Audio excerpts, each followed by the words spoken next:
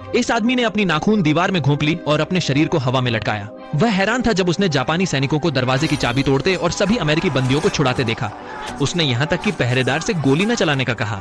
फिर वह सैनिक डरा हुआ तहखाने की ओर देखता है क्योंकि उसके अंदर एक डरावना व्यक्ति था। सैनिक ने उसकी जंजीरें तोड़ी, इस्पात दरवाजा खोला और उस आदमी से जल्दी भागने को कहा क्योंकि USB-29 विमान शीघ्र हिरोशिमा पहुंचने वाला था। जीवन बचाने की उम्मीद न दिखने पर सभी जापानी लोगों ने अपने कपड़े उतार लिए। वे जापानी सम्राट के प्रति निष्ठा के रूप में सेपुकू करने की योजना बना रहे थे, लेकिन यह सैनिक ऐसा करने की हिम्मत नहीं कर सका। उसी समय एक परमाणु बम गिरा और फट पड़ा। वह सैनिक दंग रह गया। मशरूम बादल उभरे। नरक का द्वार लगभग खुलने वाला था।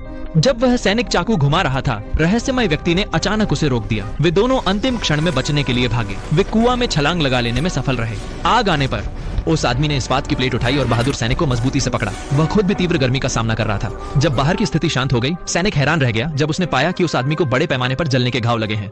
हालांकि अगले क्षण में उस आदमी का घाव अचानक ठीक हो गया। दोनों भाग्य की बदौलत तबाही से बच गए। 50 साल बाद जब वे दोनों फिर से मिले, जापानी सैनिक अब विकिरण के कारण उस व्यक्ति की पहचान करने में पूरी तरह असमर्थ थे। हालांकि उस आदमी की दिखावट में कोई भी छोटा बदलाव नहीं आया था। अंततः हमारी प्रस्तुति देखने के लिए आपका हार्दिक धन्यवाद। उस आदमी ने खतरे को महसूस किया। वह निरीक्षण मेज पर लेट गया और एक्सरे मशीन चालू की। वह आदमी चौंक गया जब उसने अपने दिल में कीड़े पाए।